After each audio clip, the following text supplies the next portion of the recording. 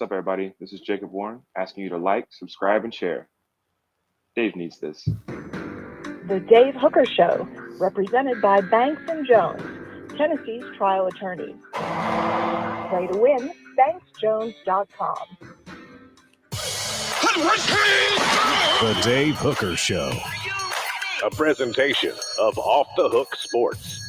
Objective insight, expertise, top guests. Available on YouTube, Apple, Spotify, and the Off the Hook Sports app. Download now for free. Also available on offthehooksports.com. I compute and obey. Now to Dave Hooker. Ready.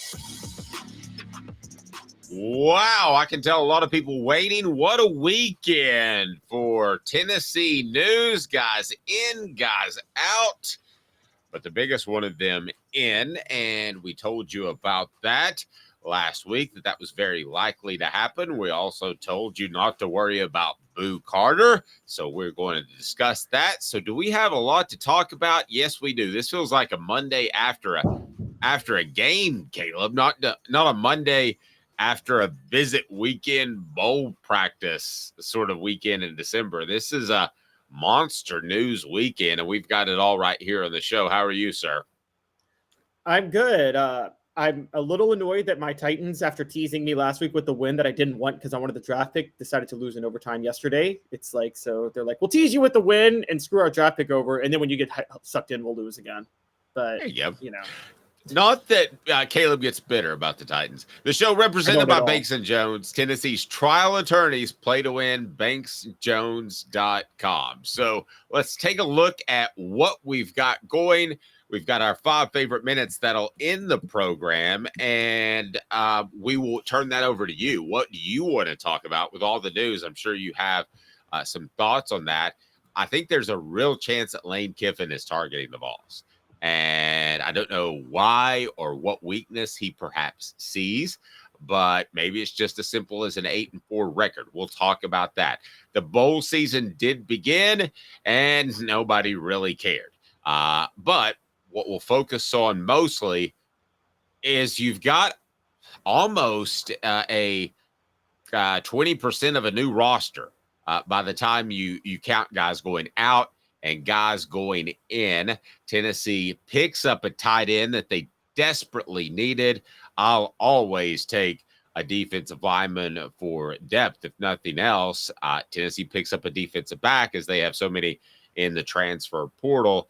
But let's start with the obvious, and that is today's tough question, and that's brought to you by our friend Andy Mason at andymasonrealestate.com. Today's tough question. Take a side. Take a stand. The Dave Hooker Show, a presentation of offthehooksports.com. So just so you guys know, basically Caleb calls the shots. And when I have an idea, I run it past Caleb. And in our 3:45 a.m. production meeting, I had this idea, and we were going to kind of do a double barrel question. He gave me a look. He was like, well, it's not today's tough questions. It's today's tough question. And I said, well, that's fair, but can I do it this one time? And he looked at me. So we'll see how this goes. Caleb may be mad at me. But today's tough question, which will have the bigger impact? Cooper Mays returning or Jaylen Wright gone? So also a little bit of who steps up with Wright out. So it's kind of a double barrel today's tough question. But for the most part, one barrel is bigger than the other. Which will have the greater impact? Cooper Mays returning, who did on Friday, and we'll visit with him later today. So make sure you're subscribed and you have your notifications on. Hit that like button, please, so we can open it up to as many listeners as possible. And we'll visit with Cooper later today, brought to you by City Heating and Air Conditioning. That'll be on our YouTube channel, and you can hear why he decided to return to Tennessee and become a Vol. Jaylen Wright, though, is gone, which is not a surprise. Off to the NFL, we can talk about why running backs are more likely to make that decision than ever before. But which will have the greater impact? Let's start with that. Caleb, I think we're going to be on the same page, but let me have you start. And the message board, guys, let's I thought what I would do today, if you want to send a welcome back to Coop, since he's going to join us, I was going to actually screenshot or pull some of the comments and read them to him. And we're going to have a really feel good welcome back Coop Vol report later today. So today's tough question, which will have the greater impact? Caleb, you, sir. I wouldn't care if you replace Jaylen Wright with LaDainian Tomlinson. Cooper Mays back would be a bigger deal. Quite honestly, it is a huge deal. This puts Tennessee in. You may think I know you think I'm crazy, but this is a big reason Nico should be in New York next year now, because he's got 3 linemen back. I think 4, because I'm pretty sure Javonte Spraggins is coming back. I think you and I would be genuinely shocked if he left right? And so, Yes. Yeah, so the interior blocking alone makes look. I've said, if anybody doubts me, just watch the Titans yesterday with Derrick Henry. Funny enough, who couldn't get a yard at all. I don't care what Derek Dooley said 12 years ago.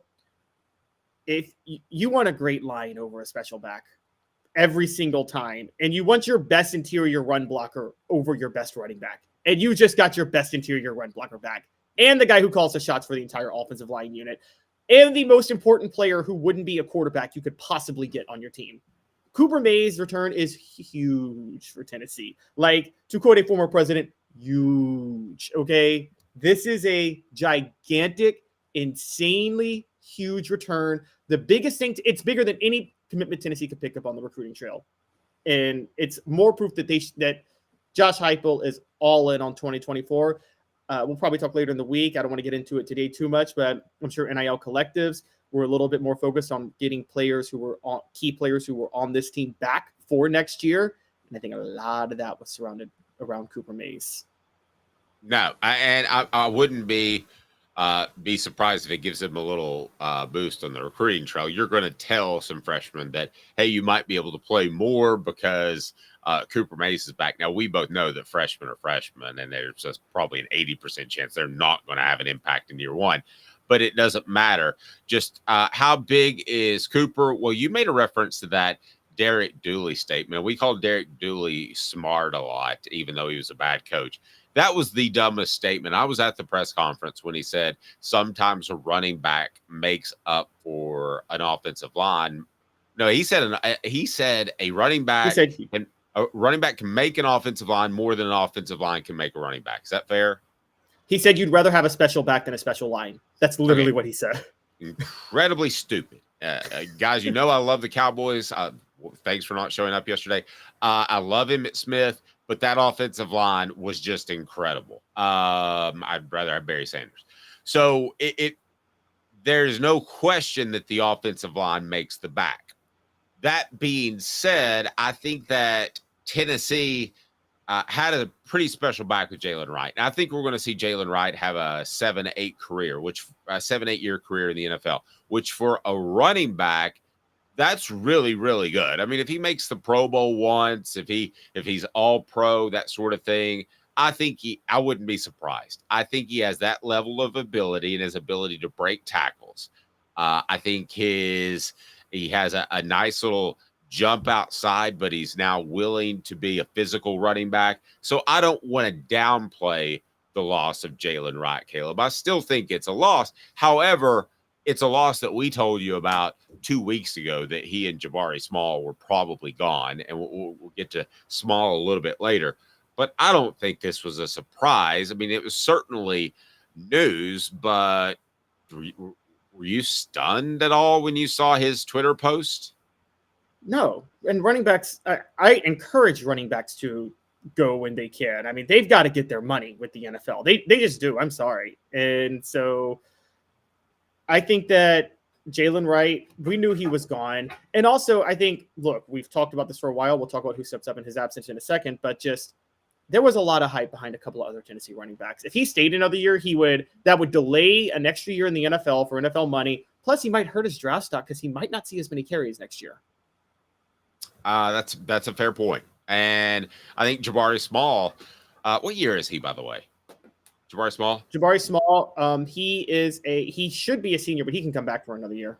Okay, he probably hurt his draft stock by coming back last year. Now, they didn't tell him that. They didn't tell him that Jaylen Wright's a more special running back and you're going to be behind him, but he probably hurt his draft stock by being number 2 behind Jaylen Wright when he was number 1 last year. Now, I want to remind you that today's tough question is brought to you by Andy Mason of AndyMasonRealEstate.com. Andy Mason is phenomenal. Over 40 years of experience in the Knoxville area in his office. Andy Mason has the best prices and the best service in the biz. I don't think there's any question about that. I love Andy. Known him for, my goodness, 30 plus years. So everybody we give an endorsement to in this program is somebody that we believe in, somebody that we have used or would use. And Andy Mason is one of those. I'll tell you more about our fantastic advertisers in a bit. Now, Jaylen Wright gone. How does Tennessee address that? Under the assumption of what I've been told, that Jabari Small would be gone. And I'm only 60-40 there. So if you want to carry it both ways, if you want to carry it without Jabari and you want to carry it, is it fun? Yeah, like the pun, carry the football. If you want to go that direction, you can as well. But let's work under the first assumption that Jabari Small returns. Then you've got a lead tailback because he proved he could do it 2 years ago, right? Correct. And that's what I would have said. Jabari Small may not be as good as Jaylen Wright, but if you're good everywhere else, we just saw Tennessee go 11-2 with Jabari Small as a feature back in 2022. And which leads to your point, Dave. Again, whatever people want to say, a special back only elevates you so much in football, just given the way the game is played. I'm sorry, it does. Name the last. Emmitt Smith was the last MVP running back to actually win a Super Bowl that year, funny enough. And that, I don't know if he should have been MVP that year either, that 93 season when he held out. But yeah, that's the last time that happened. It doesn't happen that much anymore. So if Jabari Small stays, Tennessee's fine. If he doesn't, there's still Cam Seldon. Peyton Lewis is a really highly touted running back who will be on campus next year. And as you know, Dave, you can plug a freshman in at running back pretty much easily, provided they pick up pass protection and vision. The elephant in the room and the wild card at the same time is Dylan Sampson. We have heard many times that Dylan Sampson has Alvin Kamara potential. The issue with Dylan Sampson has consistently been pass pro and vision. And the pressure is all on Dylan Sampson now. Well, and size to some extent, right? I mean, I don't think he's the guy that you hand the ball at the beginning of the game and then he's your fourth quarterback, because I think he's going to get worn down.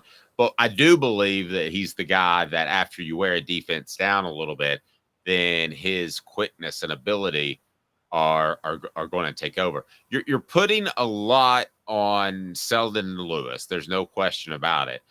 But you want to talk about a transfer portal win? How about both of those guys not exploring other options when they got a lot of talk coming into the program, especially Seldon in spring practice last year, and they were MIA during the season. So, I mean, that's a transfer portal win just to keep those guys from flirting with other teams, right? Suggests that they knew something that we didn't. Yeah, it suggests that they and the coaches, they knew that they were going to play, and the coaches knew they were going to play next year. Well, Peyton Lewis is a commitment in this class, so he hasn't technically arrived yet, so he wouldn't be in the transfer portal. That would be but Deshaun Bishop, I believe, would. Yeah, exactly. He could have flipped, and you have Deshaun Bishop and Cam Seldon, and so now you probably will see a lot more Cam Seldon next year. I'm not so sure, or Deshaun Bishop. I still think it's very possible, Dave, that Peyton Lewis comes in and just takes over. Now, we did mention Tennessee didn't use him this year, but Khalifa Keith is in the system, and he's a short yardage back. They didn't use him a lot this year. I think he needed to develop, but I think next year they're going to have, you know, those 4th and 1s that drove you crazy that Josh Heupel didn't convert. I think next year Khalifa Keith will be the running back for 4th and 1, and they'll have him ready to go. I agree. And Levi asked me, Dave, would you have Cooper on after he leaves Tennessee? VFL perspective would be super cool. So if he had left Tennessee, yes, I was going to continue to have him on, and we'll continue to talk to Jacob as he goes through the draft process, because I find it's interesting. There are going to be some Tennessee fans that are like, why are you interviewing a guy that's not a Vol? Well, I think it's interesting, and I really, and I'm going to write something about this. I can't tell you how much I've appreciated the relationship that I've built with those two guys, and how much I've learned that, Caleb, I think that there was this impression that we all probably had that players were just gifted and they were guys that they're wild and might get in trouble. Well, half the time I've interviewed Jacob, he's had a religious shirt on. He's had a Jesus t-shirt. I talked to them about how hard they work. So yes, we're going to continue to follow up with those guys through the draft process with Jacob, and then next year with Cooper, as long as he wants to do it. I hope he does, because we really appreciate them. And we might just add a prospect that announced he was coming back to a Vol Report. That's a real possibility. The Vol Report brought to you with Cooper Mays by City Heating and Air Conditioning, City Heat and Air, city.com. City Heat and Air. You've got to check them out, and they are phenomenal. And don't trust an HVAC unit that might just HVAC company that might just say, hey, you need to replace that unit. Might not need to. cityheatandair.com. All right. So Tennessee gets Cooper Mays back. Were you surprised at all, Caleb, when you saw that Cooper was coming back? I was not. I think he was looking for a year to be healthy. Also, I know you personally, and you knew some things that, so I couldn't things that you couldn't say, but I could get the vibe from talking to you. And then on top of that, just as you noted, he and Amari Thomas are really good friends, and Amari Thomas decided to come back the day before.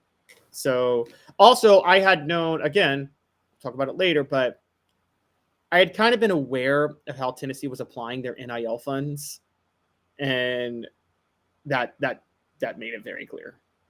Yep. Speaking of, and I want to get into that. It's a busy show today, but when you see guys leaving, and we're going to talk about Ole Miss and Lane Kiffin, part of the reason is the NIL funds are going to returning players. Okay, they're not going to recruits and transfers quite as much, but Tennessee did add some significant prospects. I'm going to get your thoughts on each and every one of them over the weekend. It's time for 4 Downs, and we love 4 Downs, where we get to Cooper this morning. We get to jump in the hot tub with Coop. 4 Downs brought to you by Dynasty Pools and Spas. 4 Downs brought to you by Dynasty Spas, the most comfortable spas made in the United States of America, right here in East Tennessee. Drop in for the all-new showroom in Athens. Dynasty Spas, perfect for all 4 seasons. 4 Downs, presented by Off the Hook Sports. All right, so we're going to get into the biggest get over the weekend for Tennessee. We're also going to talk about the defensive back and the defensive lineman that Tennessee picked up. So we'll go ahead and do that now as we jump into the hot tub with Cooper Mays. Coop, what do people need to do? Cooper Mays here. Hit like and subscribe. Darn right. And turn your notifications on. Coop here. First down. The biggest get, was it tight end Holden Stays, junior college defensive lineman Jamal Wallace, MTSU defensive back Jacoby Thomas? The biggest get, I think it's pretty obvious, but let me get your thoughts. I don't think it's obvious, and you're going to totally disagree with me, Dave. Oh, okay. But I actually think Jacoby Thomas is the biggest get, funny enough, in terms of who they can plug in immediately. And I say that, I think he fills an immediate need. And I've said I believe much more in players that commit from smaller schools to bigger schools than I do players that commit from bigger schools to bigger schools, or junior college transfers, because as you know, junior college transfers are a total crapshoot. You have no idea what they're going to turn out to be. But I think players that commit from smaller schools are typically overlooked, undervalued players who prove themselves to be valuable once they reach the next level if they're on scholarship and not walk-ons. And Jacoby Thomas last year, I just want to point this out, had 5 pass deflections, 3 tackles for loss. We're going to break down each of the players. Oh, I apologize. Yeah. I apologize. Okay. So that I think the biggest get is Stays, because Tennessee had to have a tight end. I think that they have I think that they have a very up and coming tight end. That if there were a newcomer of the year award, he might win it next year with Ethan Davis for the SEC for Tennessee. And then if they had a newcomer of the year award in the SEC, I think he would be one of those guys as far as, first year explosion. I know it's not his first season at Tennessee, but I think he's going to be that good based off what I've heard. So I think with Holden Stays, and if everything I've been told about Ethan Davis pans out, I will take Stays as the biggest one. But I see what you say about totally understand your thoughts on going a different direction. Speaking of Wallace, Coop, what down is it? Cooper Mays here. Second down. All right. So what do you think about JUCO defensive lineman Jamal Wallace, Caleb? And I remind you that 4 Downs is brought to you by our friends at Dynasty Pools and Spas. Imagine having the best spas made right here in the United States of America in your backyard. Dynasty Pools and Spas has the showroom open in Athens, and they're awesome. DynastySpas.com, or stop by the showroom, and then they'll deliver. What do you like about Wallace? I don't know what to like about Wallace because everything about him is, Dave, I've never seen a player with more conflicting reports. And I'm just going to bring this up. Sierra College lists him where he plays. So his official listing at the college he's at was at 6'4", 270. That's what he was listed at on Rivals. 247 Sports and the composite has him at 6'2", 302. Well, that's a huge difference. So somebody's wrong. Somebody's lying to us. Okay. And well, I bet I can give you some insight as to who did you say had him where again? Sierra College had him at 6'4", 270 and listed as a linebacker. And so did that's what Rivals had him 6'4", 270 listed as a defensive end. And 247 composite has him 6'2", 302. Okay, I'm betting his junior college doesn't have a huge sports information staff to update that. So I bet he came in as linebacker, and it's purely an oversight. That's possible. And his size, and they haven't gone back and fixed that. He has said he's 6'2" and 300 pounds, so he probably hit a growth spurt from when he showed up on campus, and they just haven't updated it. So, I mean, let's be honest. Would you ever turn down a defensive lineman with any athletic ability that has size? No, not at all. And as a matter of fact, his addition, I will say this, I think this is a direct shot at Elijah Simmons because Elijah Simmons is the same type of build that if he truly is 6'2", 300, is a similar build to Jamal Wallace. And that seems to suggest that they don't think Simmons is ever going to be the type of nose tackle they wanted him to be, doesn't it? What's going to side note? What's going to become of Simmons? I don't want to use this name, but do you remember Ronaldo Woolridge in basketball? Yep. That is actually an incredible comparison for a different reason, but go ahead. Yeah, Woolridge. We kept thinking Bruce Pearl just wasn't wanting to play him for some reason because of his rap career or whatever. And Quanzo Martin comes in and he doesn't play him either. And it just seemed like he spent too much time focused on other things than basketball. Not that he wasn't a good, and by the way, this doesn't mean lazy or trying to scam the team. It's not that Ronaldo Woolridge isn't a good guy. And Elijah Simmons, by all accounts, is a good guy. Great guy. It's just, as we talk about, choir boys and nice guys aren't the ones who always deliver. And I say this, like even things like, you want to know one of my weird quirks, Dave? To me, and this applies to coaches and players. Ronaldo Woolridge, for those who don't know, a Swiper Boy did the Eric Berry song. If you're that focused on what other sports are doing, I've always questioned how good you are at your own sport. Like I always question coaches that root hard for like the football team in basketball because I'm like, why aren't you spending time focused on basketball? You shouldn't have any idea what the other sport is, what's happening with the other sport on your campus, right? If you're trying to deliver results. Well, I mean, I think that they're all friends and they like each other. I just think he had a lot of focus on his music, and that's fine. You can have different focuses, but I know that if I were in a position to make myself a NFL or NBA player in both aspects, I would be uber focused on football. I just think it's toughness, and I don't think Ronaldo Woolridge had a lot of mental toughness, different kind of toughness in basketball than football. But from what I've told, Elijah Simmons should be regularly, quote, putting guys in trash cans from some people within the program, and he has not been that. He's struggled just to get on the field consistently. So we got sidetracked a little bit with Simmons, but man, Yeah, this is a shout out to him and a challenge to him. Yeah, he ought to be able to look at his years played on his bio and see that he doesn't have, eligibility is running out. And the NFL doesn't give you eligibility to prove yourself. Once you get to that level, you're either in and you're out. So it's time to be in. What data is it, Coop? Tennessee center Cooper Mays here. Third down. What do you think about MTSU defensive back Jacoby Thomas? This is the best guy that they got.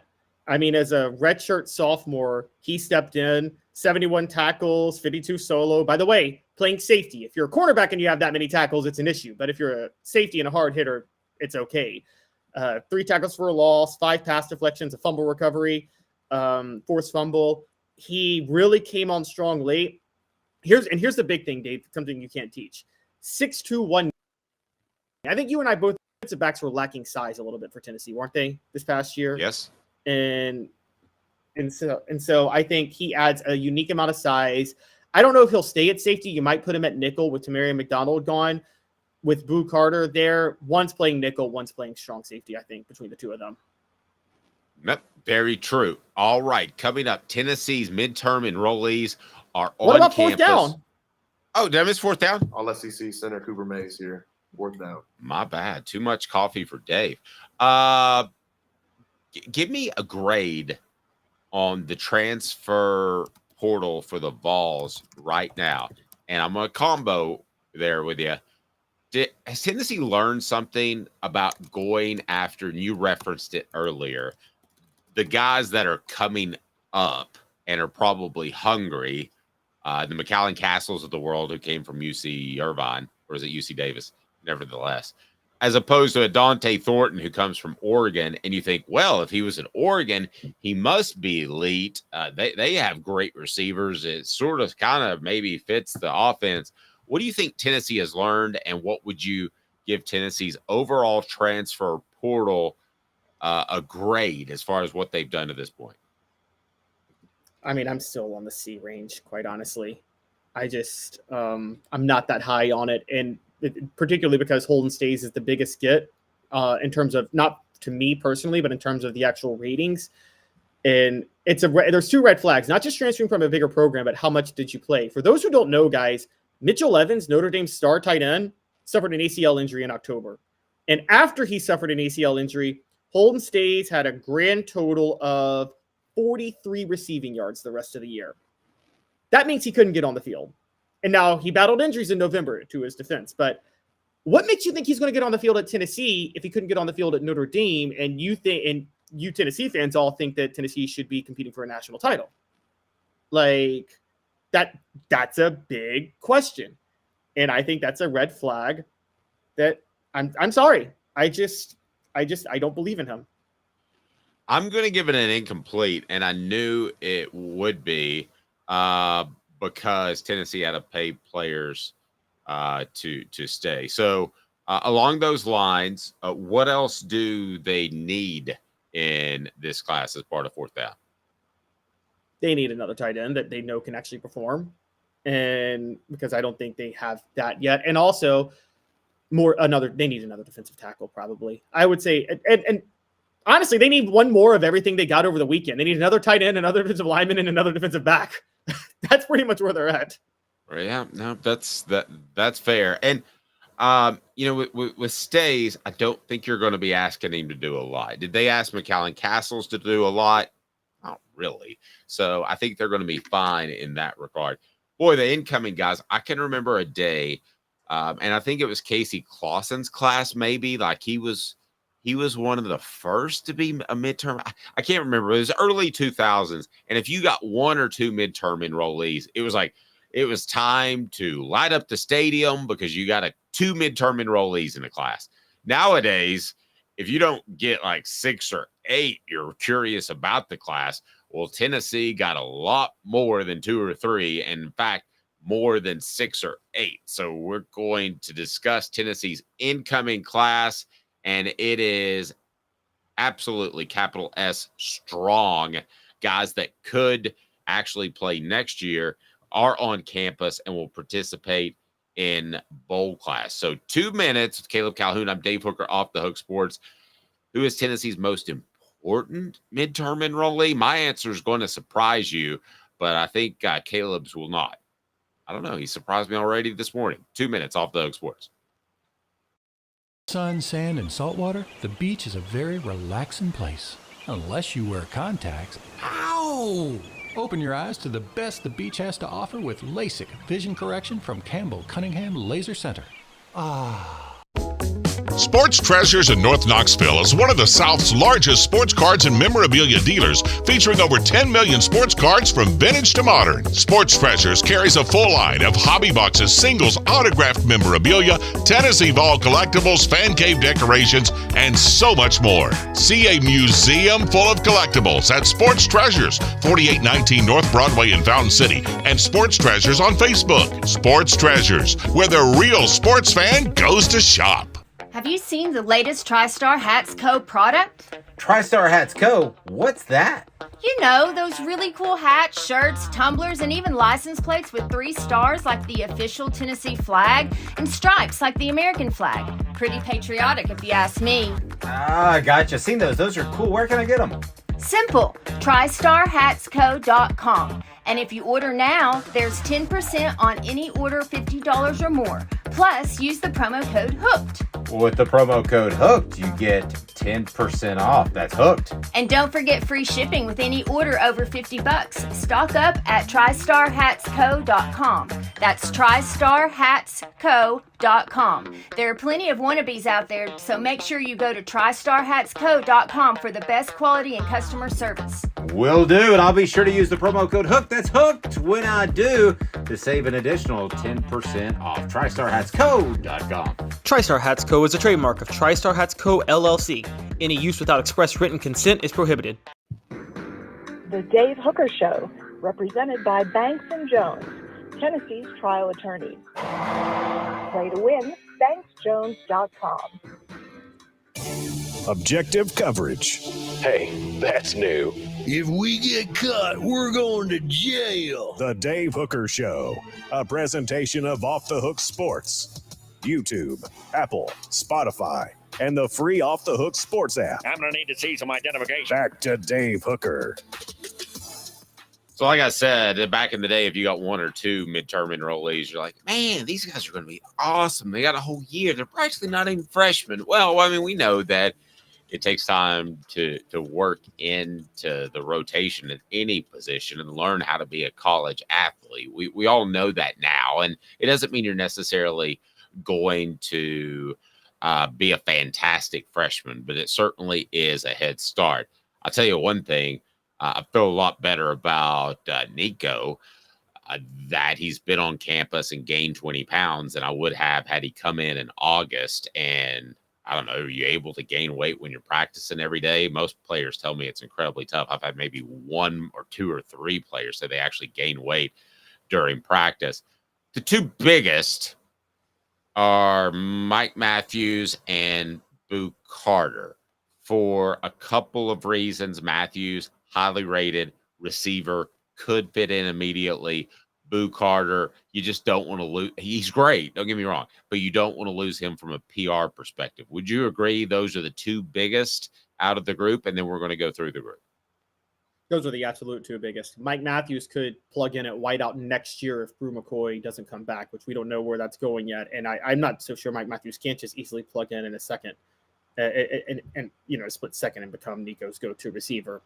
Boo Carter, you're right. A PR standpoint, it's a big PR win for you if you keep Boo Carter because of all the talk about him flipping, which, by the way, they've kept Boo Carter. It's over, guys. He's not flipping. Yeah. So there was some clickbait out there that he was going to go to Colorado. We told you last week that wasn't going to be the case. So if you want sensationalism, there are places to get that. But if you want some real news, and sometimes you might not like the news, but if you want real news and fair analysis without sensationalism, I think we're the place to come. So hit that like and subscribe button, turn your notifications on. So other than those 2, I'm going to put you on the spot. Who's the biggest one?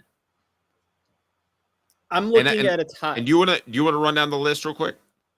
Yes, sure. It's Mike Matthews, Boo Carter, Marcus Gorey, who I believe is Boo Carter's teammate, or was at one point at one of the schools he was at, Jake Merklinger, Braylon Staley, Jesse Perry, Gage Ginther, William Satterwhite, Max Anderson. Those last 4 I named are all offensive linemen, and Idris Farouk, a safety. There are 2 other intended midterm enrollees, but they can't arrive yet because the academic calendar at the high schools in their states are preventing them. One is Kellen Lindstrom. It's like their graduation day, right? Isn't that most often? Yeah. Times?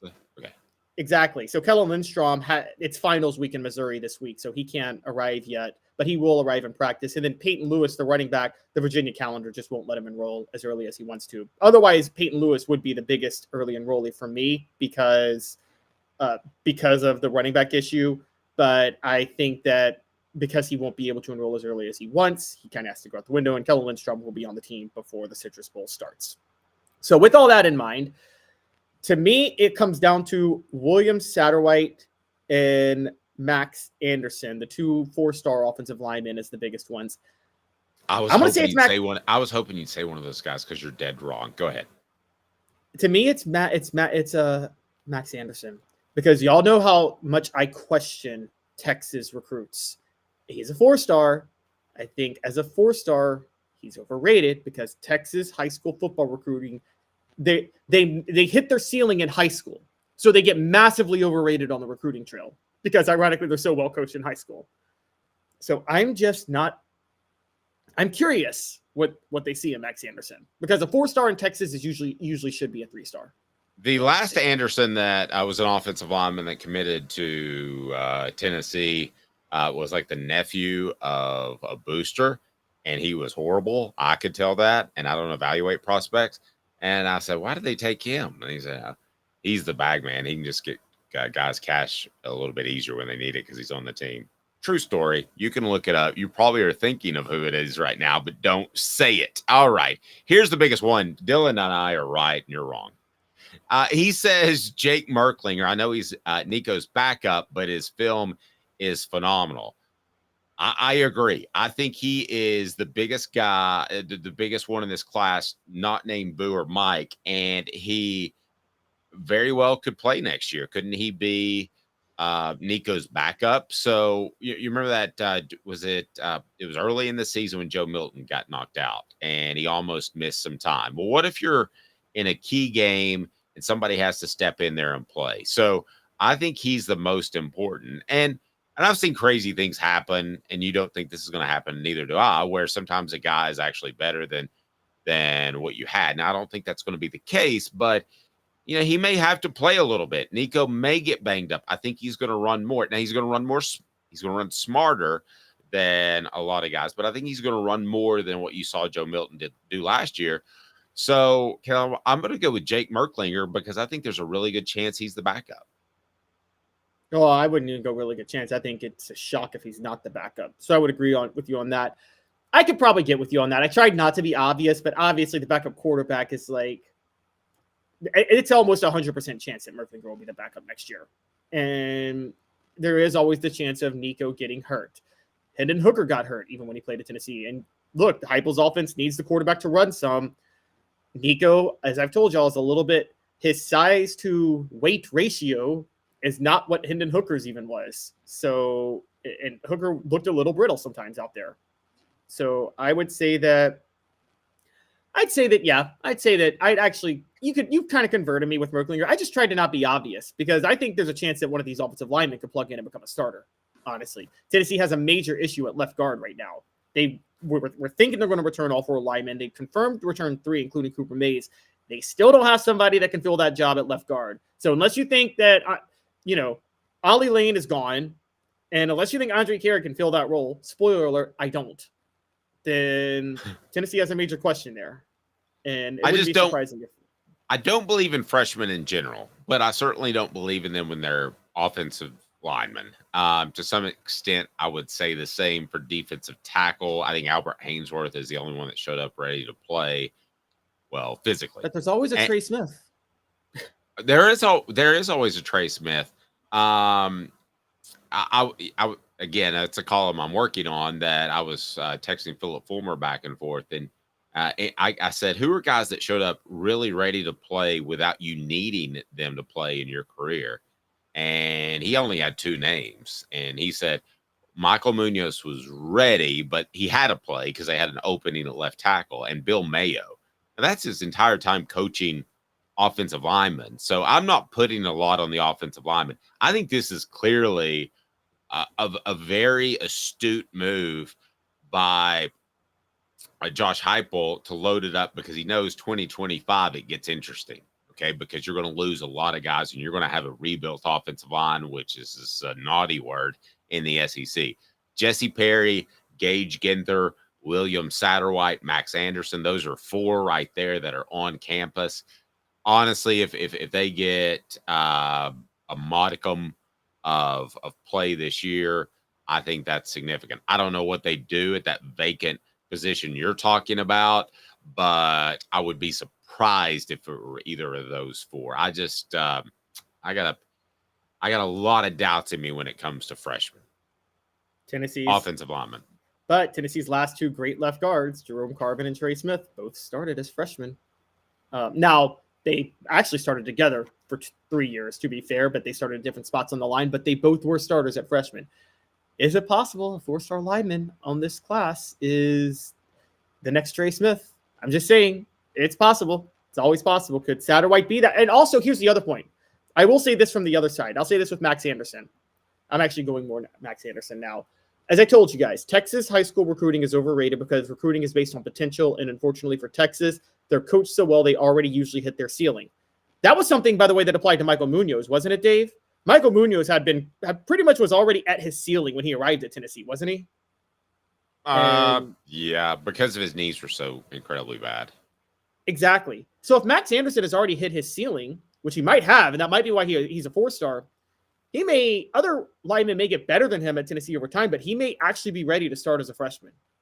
And that's the positive for Texas recruits, is they're oftentimes more ready to go as freshmen because, again, particularly in the Dallas area, I'd say the Dallas area more than Houston, right? The high school recruiting is so well coached in Dallas, right? High school football. That's where the best coaches are. Definitely.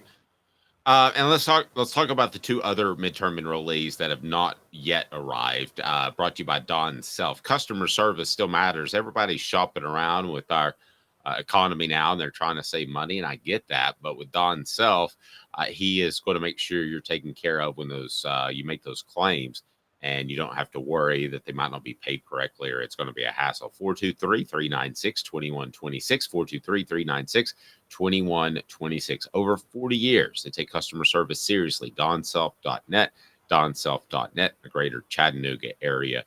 Reach out to him. Kellen Lindstrom, defensive end out of Missouri. He will take part in practice in Orlando. And then Peyton Lewis, running back, because of the school calendar and when he graduates, he hasn't enrolled yet. So what do you think of those 2 guys? Obviously, you like Lewis a lot. I do. And maybe I'm a little, it's mainly just because of the need at running back. I think Tennessee went for Lewis for a specific reason because of that. So I am very intrigued by how this works out. And also, Kellen Lindstrom, kid out of Missouri. I think Heupel's connections there helped. 3-star, 6'5", 235. I know Tyler Barron's in the portal, but I think Tennessee's so loaded with edge rusher and even younger and up-and-coming edge rushers that I don't think he's going to see the field at all for at least 2 years. We shall see. Edge rusher from Glendale in Springfield, Missouri. They got a lot of headlines for a number of reasons, but one of them was, I don't know if you know this, their kicker was a girl, which is fine. But she is the daughter, how about this, of Grant Lindstrom. Former Nebraska stalwart. You remember him? Or is that going too far back? That's going too far back for me. Grant Lindstrom was the guy in the 99. It was 97 Orange Bowl that while they're all standing in the tunnel and Tennessee felt very confident, and Grant Lindstrom looks over and goes, "We're going to kick your A." And was he the anchor behind Ahmad Green running for like 200 whatever yards? No, he's a Was he the defensive catalyst lineman. for the- He was the Oh, he was a defensive defensive lineman. Okay. Yeah, and they said that, and they're like, uh-oh. I mean, they had a feeling, and Nebraska was ready to play that day, but that's the story I always remember about Grant Windstrom. He was the guy that you would have looked at back in the day. I don't want to get sidetracked. Let's go ahead and change it to Lane because you just can't get enough Lane, right? We're staying in our lane, guys. Yeah, staying in our lane. That's absolutely right. So let's get to Lane because the show is represented by Banks and Jones, Tennessee's trial attorney, and I just feel like it's a matter of time until Lane Kiffin might need an attorney or has a team of them now. I'm not sure, but he should call Banks and Jones. Go to banksjones.com. It is what H? What the? What was he thinking? Release the hounds. The Dave Hooker Show. Keep cool. A presentation of offthehooksports.com. You say Lane Kiffin's targeting the Vols. And Can I just show the tweet? You say he might be building a national title contender. Yes. Ole Miss adds Tyler Barron to Marion McDonald, South Carolina wide receiver Juice Wells that certainly Tennessee was in play for. And even at one point, I thought maybe had the lead for him. So is our old buddy Lane, is he actually targeting the Vols? I may have a little insight that you don't. You may, but I'm going to offer that up. First, tell you the program brought to you in part by Campbell, Cunningham, Taylor, and Haun. Enjoy life better when you see better. Local vision service for LASIK cataract surgery and regular eye examination. Look at me. No contacts, no glasses. ccteyes.com. ccteyes.com. I can see clearly because of Campbell, Cunningham, Taylor, and Haun. And I can clearly see that, yes, there is no question Lane Kiffin is targeting the Vols, period, end of discussion. He tweeted multiple times from at one point within Tennessee's facility. He tweeted multiple times over the weekend. I think I retweeted a couple of them, so be sure and follow us. I'm at the Dave Hooker. He's at Caleb Calhoun and at OTH Sports Media. Yes, there's no question he's targeting Tennessee. And I think he's got Ole Miss's boosters riled up after a 10-win season. And I think that they're willing to spend a little bit more money. They were hesitant at first. He had to push them and push them and push them. And now he can compete from time to time, from player to player, with other SEC better funded programs like Tennessee, Alabama, Georgia, those types of programs. So, yeah, he's targeting Tennessee. They're an 8-win team. He's a 10. He's telling them that he's on the verge of winning a national title. Why not come to Oxford? By the way, the chicks are hot. He's absolutely targeting Tennessee. He tweeted you're right. He tweeted a couple of pictures of himself inside the studios, and he tweeted a plane. And what's the whole point of the emoji, Dave? You may know this with Ole Miss with like the dolphin, I believe. Is that what it is for Ole Miss? Everybody tweets those dolphin emojis related to Ole Miss. Somebody explained it to me, Caleb, but I can't remember off the top of my head. If anybody knows on the message board, tell us. But yeah, there's like a dolphin. It's probably a sign that he wants the Florida job, which he does. So here's the intriguing. What if I told you or that it's a shark, yeah. Oh, a shark. Yeah, I don't and know. his name is Joey Freshwater, Joey Saltwater, Joey Freshwater. Who remembers this on the message board from Saturday Night Live? You probably don't. Land shark. Do you remember that? The land shark that would just show up at your front door and eat you, and you knew not to open the door. So then he would go, "Oh, it's not a land shark. It's FedEx." I get it totally mixed up. I'm so old. I thought the mascot in place of Colonel Rubber was still the black bear. No, the land shark is their new mascot. That's what it is. Okay. Okay. Getting back to your point. Yes. So Tyler Barron and Tamarion McDonald are both big, very solid pickups for Lane Kiffin. You guys may not have liked Tamarion McDonald last year. He was probably one of the most reliable defensive backs for Tennessee. He also, you may not know this, Dave, added Oklahoma transfer Key Lawrence, who, by the way, was one of the Jeremy Pruitt players who exited when he was fired and was at Tennessee. I'm not so sure he wasn't given a bag of McDonald's cash, but if if that's the case, Lane Kiffin's right who you want to play for. So 3 players who were at Tennessee at a certain time. But on top of that, he's added Juice Wells. I also want to point out he added Florida transfer Princely Uman Milan, I think, the number 1 edge in the country who's a superstar. Linebacker Chris Paul Jr. from Arkansas. He is loaded up on elite players. And by the way, Walter Nolan just tweeted that they have something going on down there. So Walter Nolan may be headed to Ole Miss too. And so yes, he's targeting Ole Miss. He's targeting Tennessee, and he's building a national title contender.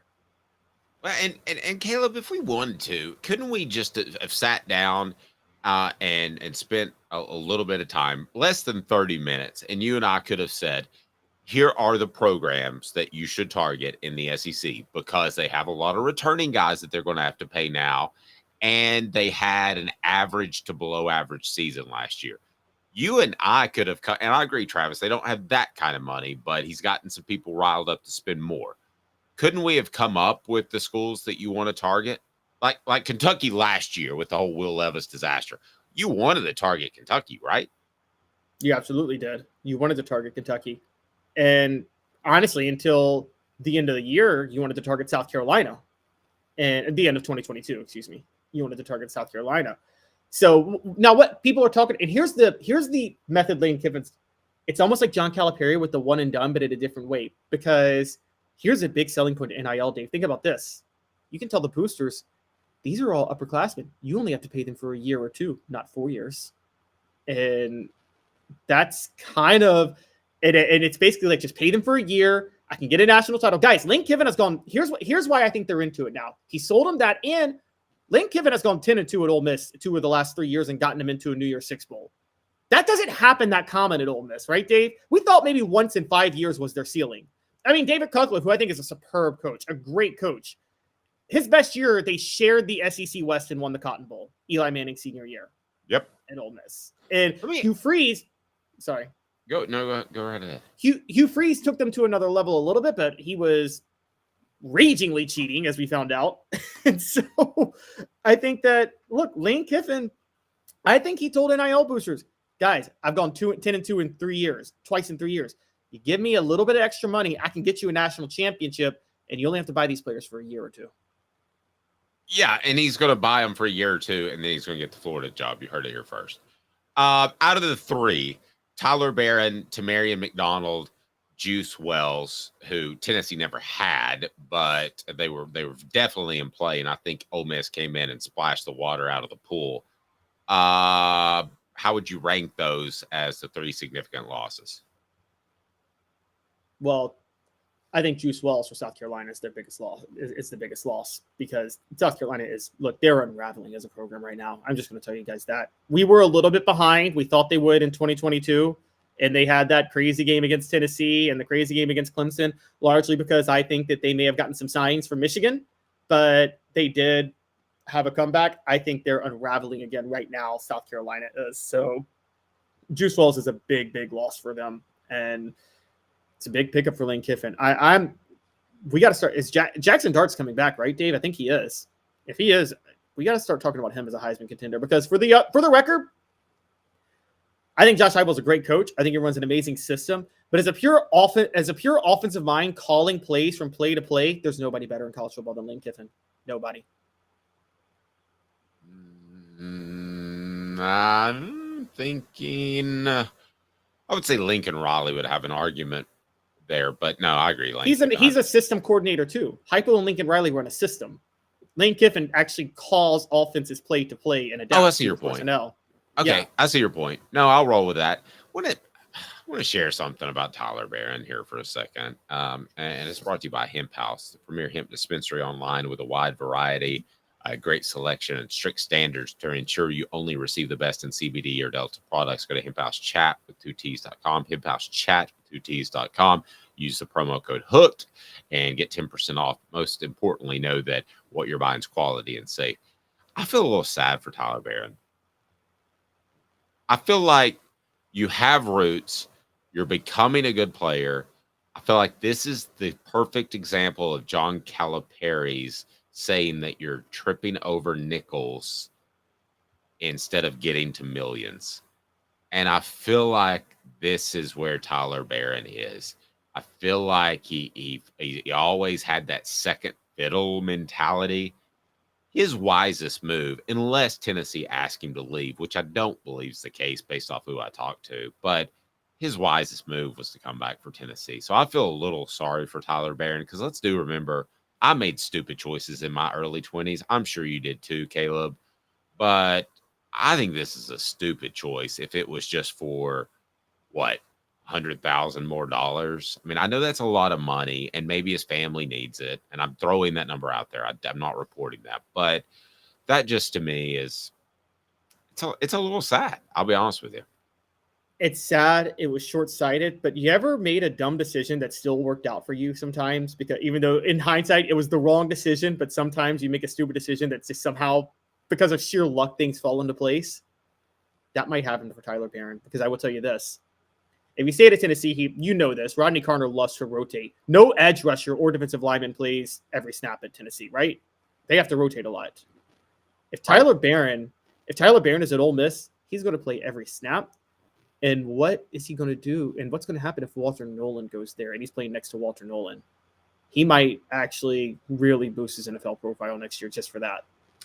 I guess, but I think I don't think the NFL looks at snap count numbers. I think they look at the first thing they look at, I've been told, is how you play against elite competition. So they're going to look at Tyler Barron against Georgia and Alabama and those type of guys.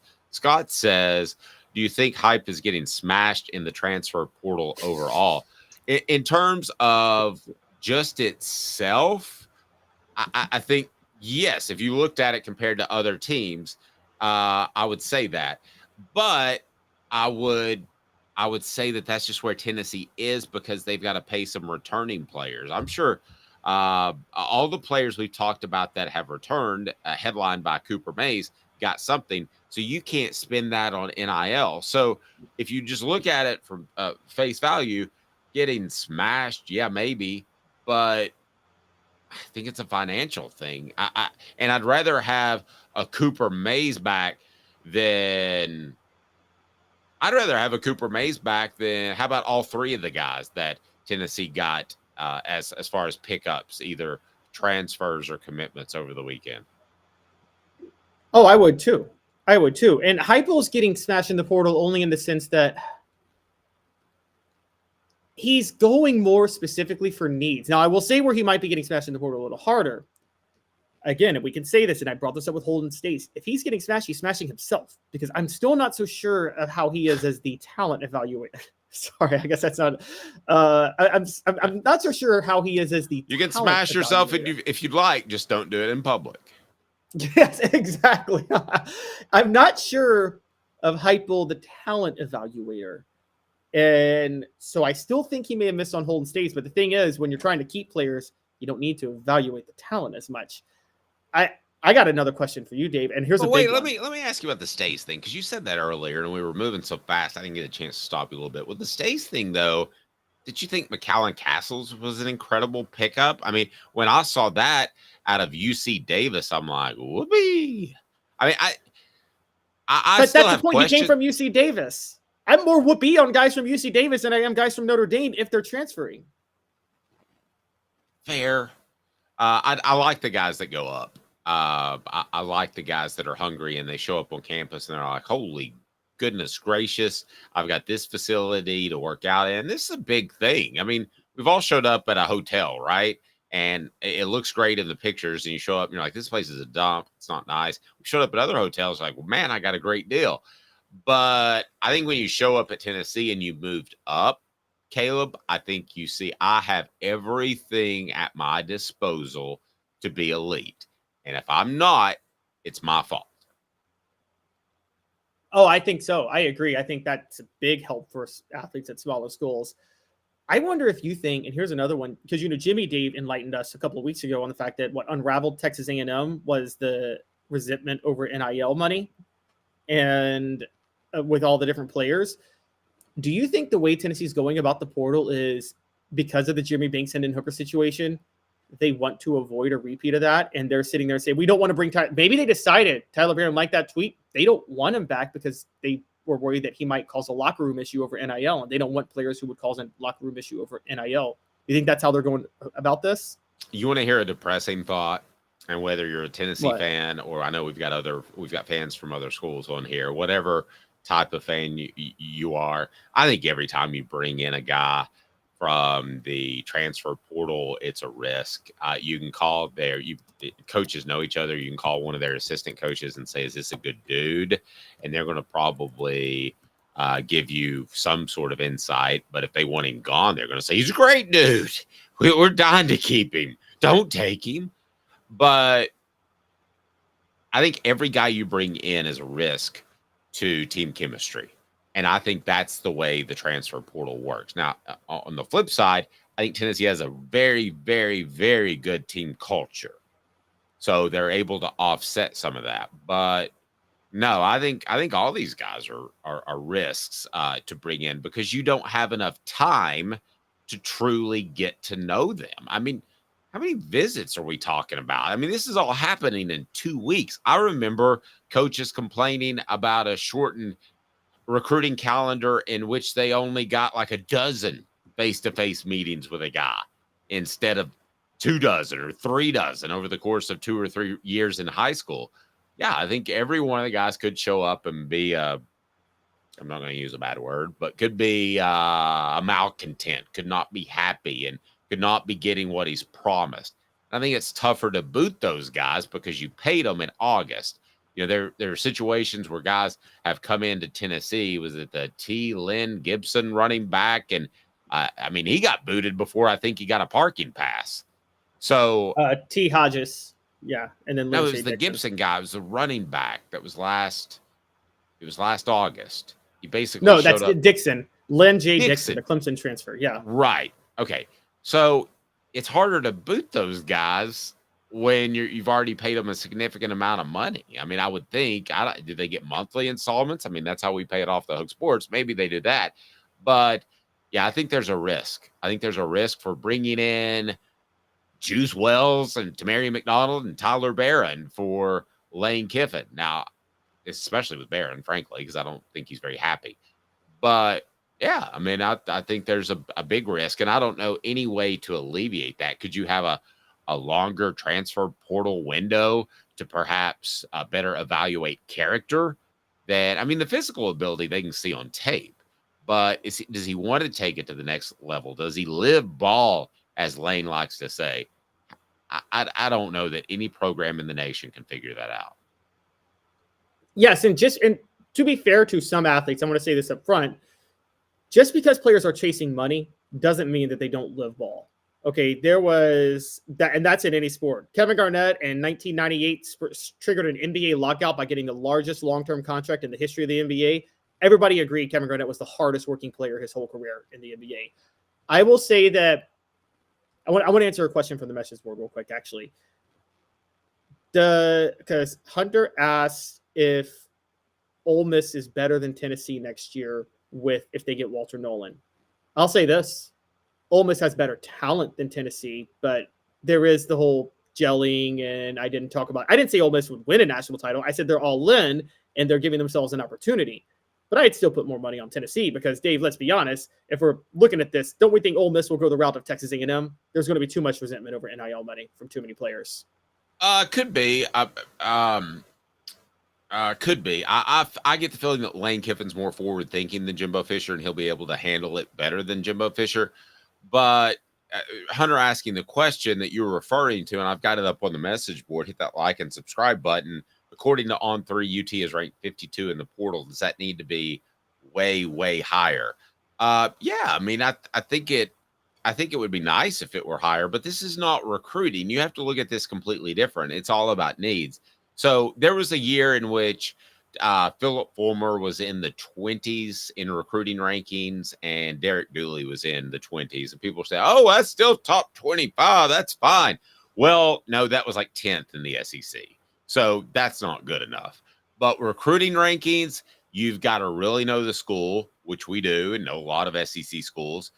And I think if they were to pick up one splash guy, I would say Tennessee's recruiting portal, their transfer portal success was pretty good. Now they may not. So now I'll say, like Caleb said earlier in the program, it's a C, it's average. But you got to pay players to stay on campus nowadays, guys. I mean, this is not like it used to be. And are you going to tell Cooper Mays you don't get X so we can divvy up X to 3 different guys?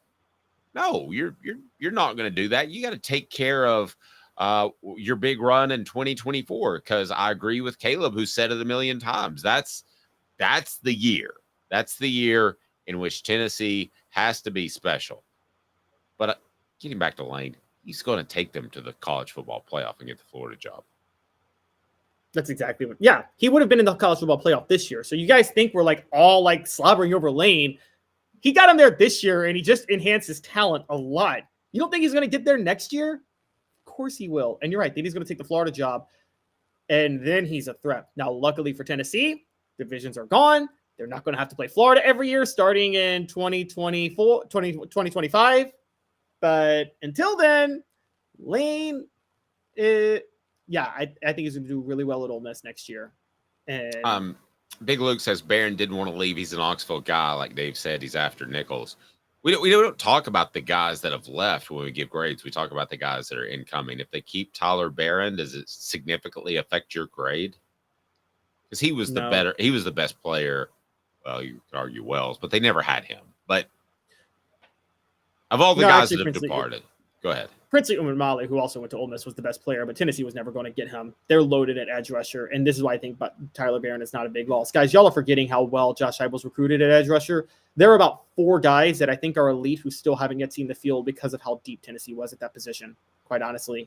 And again, you're going to hear a lot of David Hobbs and Davian Bradley going forward. Jordan Ross was an elite edge rusher added to this class, and you don't have to – Dave, tell me if I'm right on this.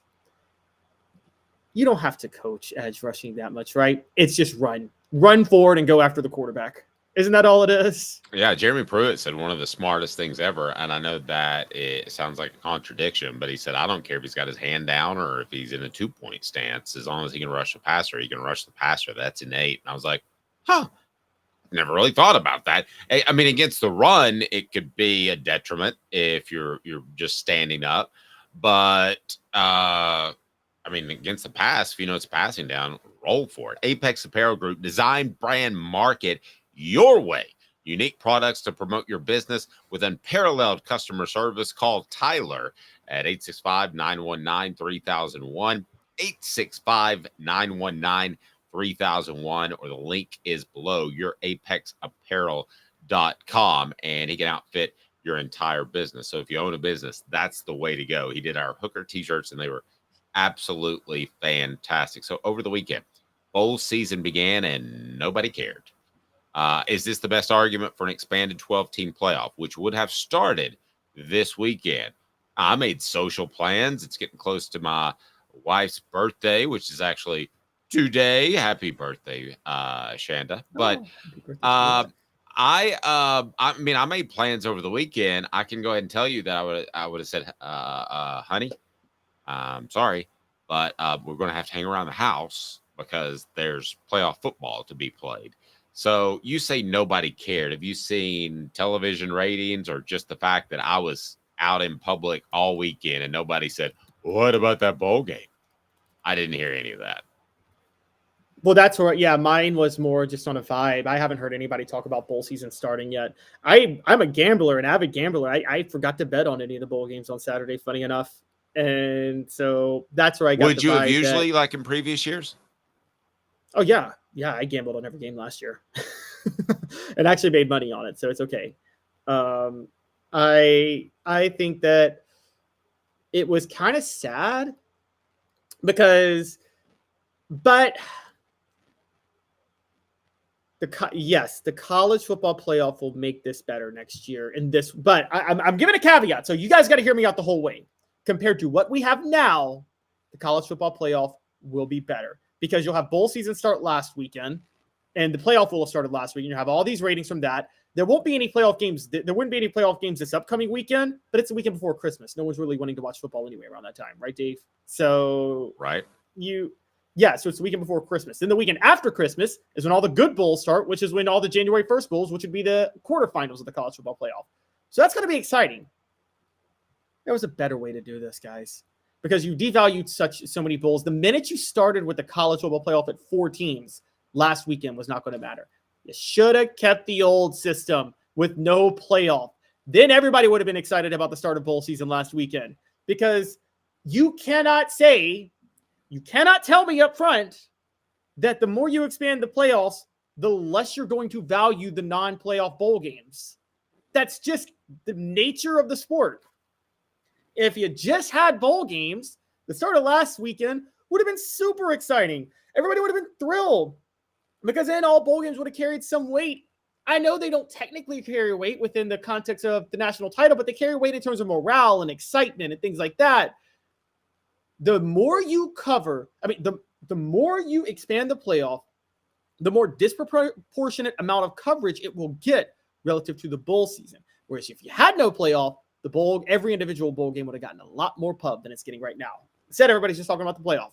So okay, I think basically you're in favor of doing all you can to help old rich white men. Because seriously, that's who makes up the bowl committees. Okay, that's also who's going to make up the college football playoff committee and all these conference commissioners. So old rich white men are going to get everything anyway. Either way, you're helping old rich white men. But in particular, I mean, those bowl committee guys, dude. I mean, I just have been around a lot of them. And they had, I mean, it was practically like, Caleb, it would have been your grandfather put together this bowl thing, and you continue to get money for all these years just because you were born into it and you get to sit on a committee and decide which team is better. I'm sorry. If the SEC, if Tennessee wasn't in the college football playoff, I would still be watching, because it's elimination games and it's games that matter. And I don't want to get into the regular season devalued, because you know how I feel about that. I know how you feel about that. It is slightly devalued, but I don't think to the extent of it's damning. But I mean, it's going to be way better. And I'll tell you this, I don't know how in the world the coaches are going to handle NIL and a college football playoff at the same time. How does that work? I mean, that's going to be that is going to be a trick, because the college football calendar, which I want to talk about later in the week, is kind of out of whack right now. They're going to have to address that. As far as the playoff itself, though, look, I'm conceding something, Dave. I can't deny this is good for us, even though it's bad. I think it's bad for college football. It's great for me and you, right? The expanded playoff. This is like we're going to, guys, this is, I don't know if you guys know this, about 3 years ago, December was a dead period. I'll just be honest with you. We're having one of our best months in December right now because of everything that's going on. And it'll explode next year with the college football playoff in December. So I got no qualms about it from a personal business perspective. And I think it will explode the popularity of college football for 10 years. And I think for those 10 years, the dying of the bowl games, no one's going to care. I guess we agree on that, right? No one's going to care that the bleepity bleep bleep bowl, the Nokia, Magic Jack, Papa John's, Little Caesars bowl game in, Bucksnort, Tennessee, which is a town. I don't think people care that those games won't matter as much. However, in 10 years, I am telling you, the playoff ratings are going to start to slip significantly so. Because people are going to realize that when their team gets into a playoff, it doesn't matter, because they're still going to get creamed by the Alabamas or the Georgias of the world. Caleb, here would have been the matchup. It would have been Florida State hosting Oklahoma. It would have been Georgia hosting Ole Miss. Now, they would have messed these around a little bit, because they wouldn't want 2 SEC teams, and it is manipulated. It would be Oregon would be hosting. Wait, I have my Florida State hosting Oklahoma. Pull up the rankings and double check me on this. I'm getting it. You're only going by the rankings. You're missing one key element that's going to make this terrible. There are 6 auto bids. So it's not going to be Georgia hosting Oklahoma. It's going to be Georgia. I'm just giving you a for instance. No, it's going to be Georgia hosting Liberty. And you're telling me that's going to be more entertaining than a bowl game. It won't. By the way, did you see where Brian Kelly said it's time just to break off and do a power conference? Well, that was Chip Kelly. Chip Kelly. Brian Kelly's another guy. He's another Kelly. He's another coach. But Chip Kelly said that. They have to. If you're going to make this playoff entertaining, you have to break off and do it just the top 65 teams. I don't want to see Liberty lose to Georgia 75-0. Okay? I just can't I can't bring myself to find that exciting next year. And you've sacrificed the entire regular season with so much to play for just so we get to watch Georgia beat Liberty 75-0 in a quote-unquote meaningful game in December. Come on. It's terrible. And the bowl games themselves would have been more fun. I would much rather watch Liberty go play SMU in a really good bowl game, like maybe this past weekend, something for me to get excited for to watch, because that'd be a fun game to watch. And I wouldn't have to watch either team lose by 75. Okay, so we had on the message board that Elias says, I'm saying the ratings might boom for 4 or 5 years, then it might crater. Now, that's exactly what Caleb said. But Elias, I love you, and I love Caleb, but you're both wrong and completely out of your mind, because here's what's going to happen. They're going to do it for 4 or 5 years. The rankings, the ratings are going to be good, and then at that point, within 4 or 5 years, there'll be a super conference, and we're having another conversation. I will actually give you, that's the hope for me at this point, and you have a great point. And here's the other point of this: the playoff contract only lasts through 2025. Dave, nobody in the world knows what's going to happen after 2025. So some people do. Some people do. I think Greg Sankey knows. I don't think he knows. He didn't know Texas and Oklahoma wanted to join his conference. Yeah, I think the conference commissioners have a pretty good idea that this thing's going to go super conference within half a decade. I think that's what's going to happen, and I don't think Chip Kelly just threw that out there flippantly. I think definitely meant it. Here's the problem with these conference commissioners. They stand to lose if there's one super conference, because they make their money by being a conference commissioner. That's the only reason conferences exist at the Power 5 level now. I think, Dave, how great would this be? The 65, 70 teams, one super conference, and then every team just gets to pick their own schedule. And you just have your own rivals and just forget the conferences at that point. Throw them out the window. They're pointless at that point. It's true. Sports Treasures carrying over 5 million sports treasures. All I ask you to do is go on Facebook, follow them, and you'll get daily updates, a lot of Vol memorabilia as well. Facebook is where you need to follow them. Sports Treasures TN. That is Sports Treasures TN. There's a Tennessee Vol who might have changed my opinion on him based off what we've seen very recently. A guy that you're probably high on, a guy that I have not been, unpopular as it may be. 2 minutes. Caleb Calhoun. I'm Dave Hooker, Off the Hook Sports. Got cataracts? We can fix that.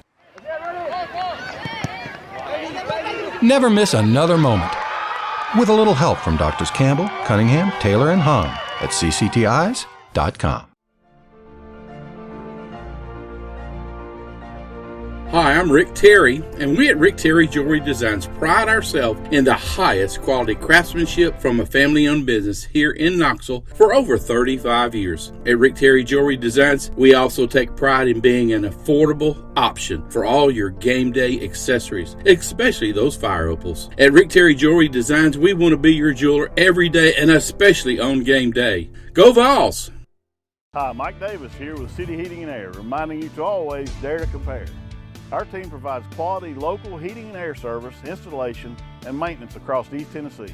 We use only the best equipment like American Standard heating and air conditioning for your residential, new construction, or commercial needs. Honesty, dependability, and customer satisfaction have been the cornerstones of our business since 1961. City Heat and Air. Dare to compare. We believe every day is a good day to be thirsty. With free samples on draft and lots of flavors to choose from, Tennessee Cider Company prepares a hard cider that's easy to enjoy. Some say it's the signature cider of the South. Others say it's the cure to your craving. They all say you'll savor every sip. The area of Gatlinburg has so much to offer, and so does Tennessee Cider Company. Add us to your list for shopping and fun experiences. You'll be glad you made the trip. Find our cidery in the Mountain Mall on the Gatlinburg Parkway. Sip smart. Sip the good stuff. Sip Tennessee Cider Company. Thirsty yet? Doors open at 10 a.m. The Dave Hooker Show, represented by Banks & Jones, Tennessee's trial attorneys. Play to win, banksjones.com.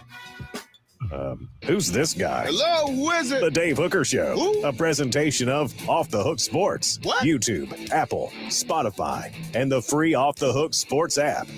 Back to Dave Hooker. Caleb and I aren't tall. We're not short. We're just average. 6 feet. You're about 6 feet, right? I'm 5'9.5", man. I'm short.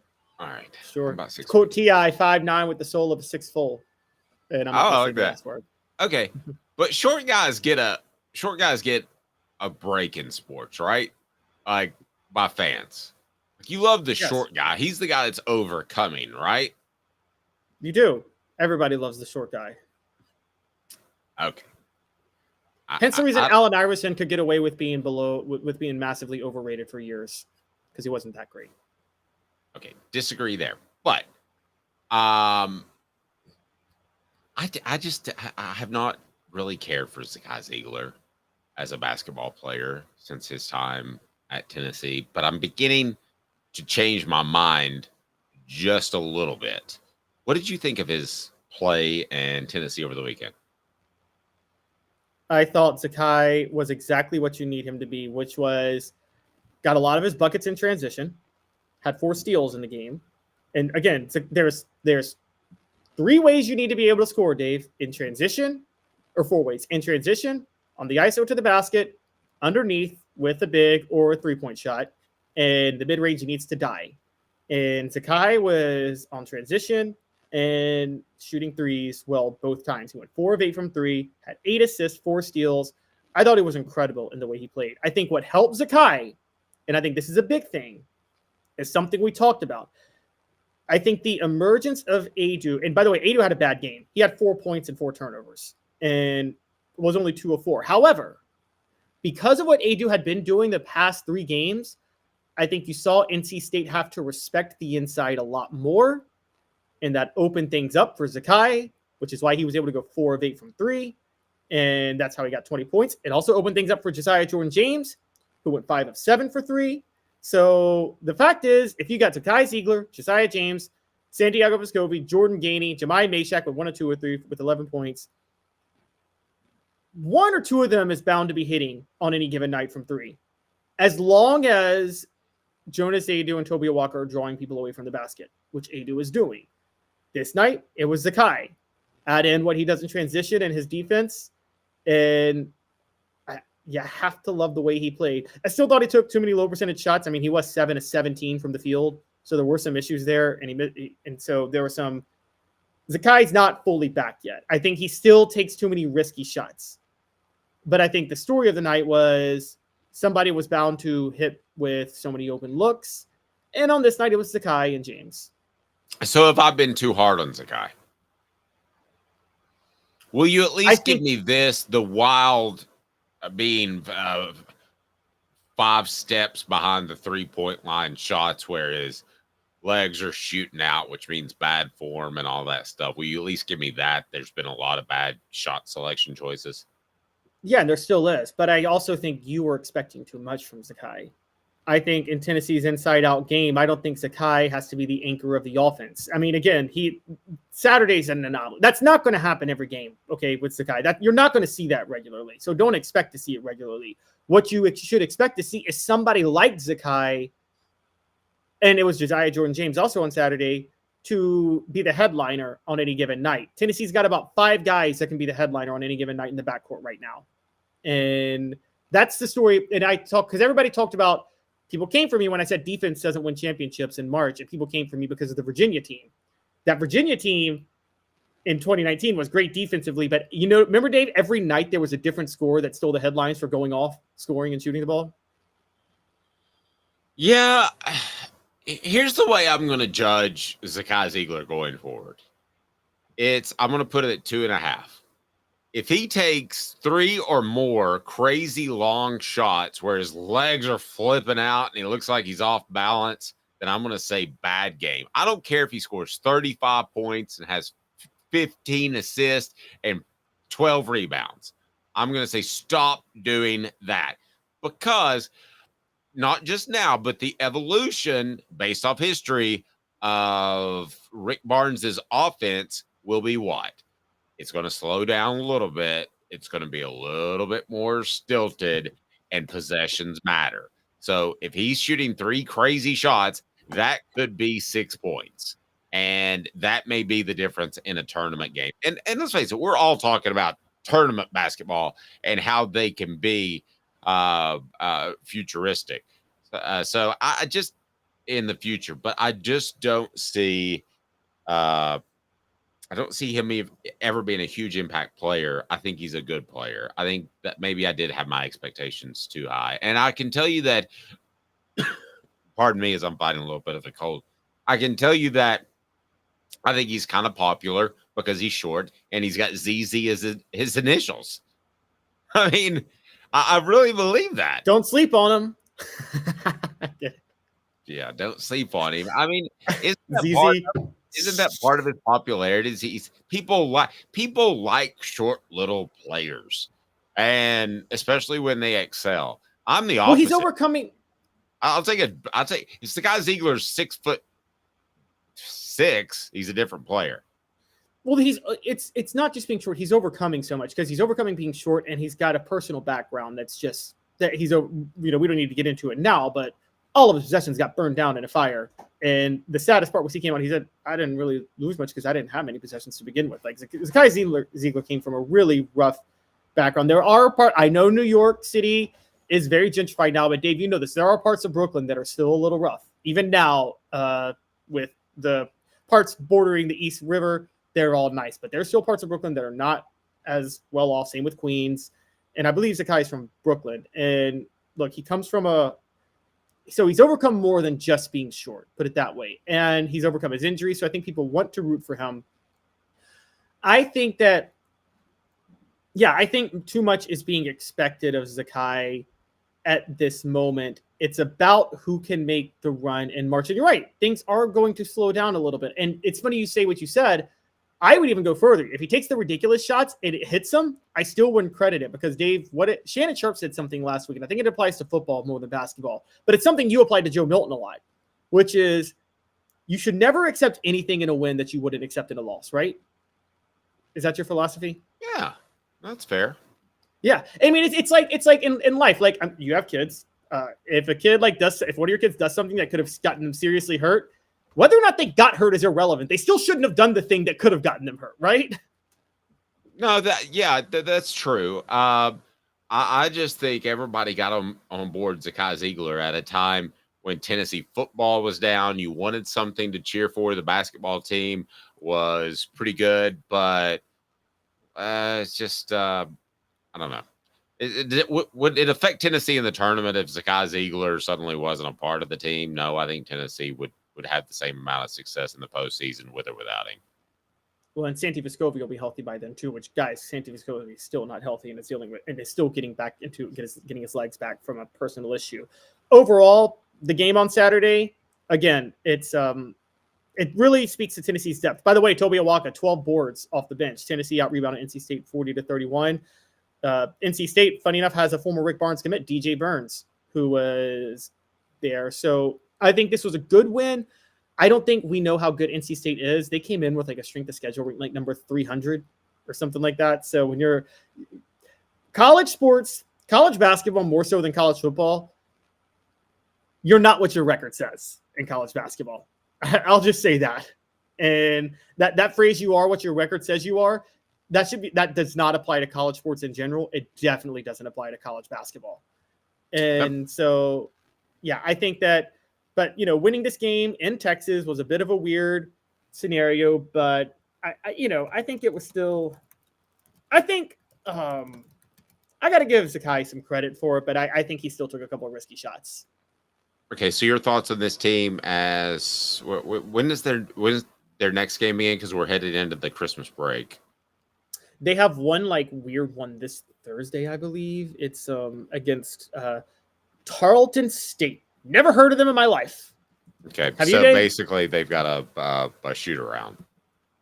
Yes, Tarleton gonna- State Texans. So they're going to beat Tarleton State, and then they won't play again until they play Norfolk State on the 2nd. Then they get into SEC play. So this basketball team, how do you feel about them? Or I'm going to go incomplete. I mean, there's been so many injuries. And then Zakai's grandmother passed away, so he had to go back to Europe. And there's been so much movement. And we talked to Ron Slay, who we'll do on Thursday. And pardon me, and I'm fighting a cold, by the way. I see what y'all are posting on the message board. That's not true.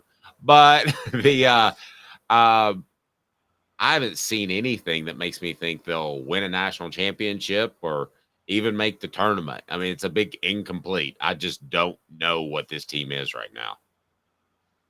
I've seen enough to think that because of Jonas Aidoo to believe they can win the national championship now. And the reason I say that is I said it. And by the way, how has anybody been harder on Tennessee basketball than me, Dave? No, I'm actually very stunned you said that. I said that because what did I say? 3-point shooting is what wins in March. Steph Curry's all over the court is what wins in March. If you don't have Steph Curry, Tennessee has a bunch of players who can shoot but aren't automatic, which there's a difference, right? There are automatic, there's good, and then there's a waste of space. And Tennessee has good from outside. When you're good from outside, though, a lot of it's dependent on how the defense is playing. And that depended on it. You talk about the wide receiver in football who dictates coverage. In basketball, you need a big man who dictates coverage and dictates your defense. And Jonas Aidoo, by being the inside machine he was the 2 games before Saturday, has totally reset the clock and how teams can play Tennessee. They can't play them anymore how Calipari played them last year. Remember, Tennessee got to number 2, played an unranked Kentucky team at home, and Calipari said, we're going to specifically guard the perimeter and leave under the basket wide open because Uros Plavsic can't beat us. That's basically what he said. And guess what? Uros Plavsic couldn't beat him. And so Tony takes a shot at us on the message board. I see you don't know basketball either. ZZ is a really good player. ZZ, Tony, we're not that far apart. I think Ziegler's a good player. I don't think he's a really good player. Yeah, he's a good player. But that's all you kind of really need. You're great. You're the players you rely on. The anchors of your team are Josiah James, Santiago Vescovi, Dalton Connect, and Jonas Aidoo. Zakai is kind of like an added bonus. So that means that he's at best the 5th most important player, and we could probably argue a couple guys off the bench, right? Yeah, with Jordan Gainey and Jemai Meshack and the defense Meshack provides. Yeah, but again, Tennessee is a team that probably needs to go 8 deep with 8 really good players. I mean, we're talking, you talk NBA, those bad boy Pistons teams. If you were the 8th player on that team, you were still good, right? Because those bad boy Pistons teams went 8 to 10 deep, didn't they? When they beat the Bulls twice. And I think that's this Tennessee team. There's not much of a gap between 1 and 8 or 9. The key was just whether or not Jonas Aidoo and Toby Awaka could command a presence under the basket. Aidoo can stretch the court now, so he's even more of a threat because you can actually open up with a dribble drive. By the way, that's going to help Zakai the most. Aidoo, again, unlike Uros, do I pile on Uros Plavsic too much? Do I think he held Tennessee back too much? Am I too mean, Dave? No, I got sad watching him play last year. Yeah, it was a little embarrassing. It was like if you threw me out there, I was very unsure of what to do with the ball. Yeah, and it was a problem with John Fulkerson too, who I thought I respected him, but they couldn't pull players away from the basket. You need to be 2 things as a big man. You need to be an elite force down low, and you need to draw them out. Aidoo can draw them out now. That's really going to help Zakai in the future because now Zakai can do what he does best. Because Dave, I will ask you this: 1-on-1 ISO, would you take anybody over Zakai in the SEC, even from Kentucky? Oh wow! Like 2 dudes just. You don't mean 2 dudes just playing 1-on-1. You mean if they ISO'd it and other. If they cleared the court and ISO'd it, and somebody's on Zakai, and he's about to drive for the basket, how much money are you putting on him to make the shot every time? Oh man! To score. Yeah. Or go to the line. I feel like I'm missing somebody. But I don't know that there's a guy that I would say locked down. He's going to win a first game to 11. Keep it if you make it, keep it. I don't know that. I don't know. Is there a guy out there for you? I mean, I guess. I mean, that's not the game. But it is when you can, if you have 3-point shooters and your big can clear the basket, which Jonas Aidoo can do, it does become part of the game. Now, one-on-one, the issue with Sakai would be defense, but again, Sakai's not a great one-on-one defender, but that's okay because Tennessee's interior defense is so good. All you have to do really is guard the passing lanes. Again, this is why I call AI overrated. The thing that helped AI the most, Dave, tell me if I'm right on this. You watched him more than I did. The year they got to the finals, AI was able to play the passing lanes really easily because Dikembe Mutombo was underneath the basket, wasn't he? So it's a lot easier to gamble on the passing lanes when Dikembe Mutombo was down there and he's going to help you out every time. And he had no business winning that MVP. That should have been Shaq who won the MVP that year. But So our poll question, what was the biggest news of the weekend? And I had a typo this morning, so maybe that threw it off. Maybe I ruined it. But it was Cooper back, Jaylen Wright gone. It was supposed to be defender additions, and I put defensive tackle additions, so I was including the defensive back. So maybe I just destroyed the poll. But also incoming enrollees. Cooper back got 74% of the vote. Incoming enrollees got 11% of the vote. Jaylen Wright gone, 7% of the vote.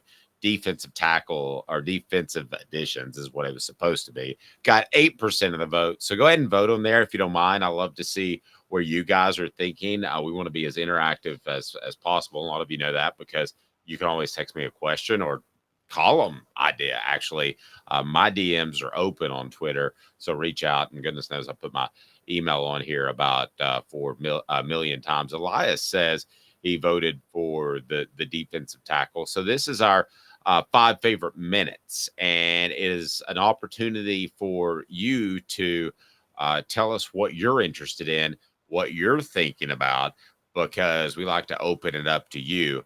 And it's brought to you by our friends at Tennessee Cider Company, the original hard cider of the Smoky Mountains. Use the promo code HAT to receive some free swag with your cider order. Free swag is pretty awesome, and it's an awesome hat. Available most anywhere in the U.S. You can have cider delivered to you. tncidercompany.com. Support our sponsors. That's why we're here. We greatly appreciate that.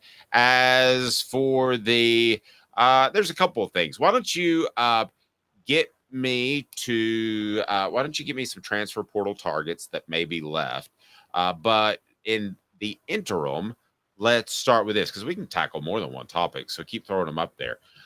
Is it possible to have the team chemistry you need rebuilding a team completely by portal like Ole Miss? I don't think so. I'm not going to say it's impossible, Travis, and that's a good question, but I think it's about a 1 in 10 shot to have that type of chemistry. Now, at the end of the day, every team that's vying for a playoff spot has the same type of hurdle to clear, is the chemistry and the talent together. So I would say that it's possible. It's difficult, though. And I remind you that the Celebrate 98 book is still available because the 1998 National Championship team had the most incredible chemistry, and I wrote about it a lot in the book.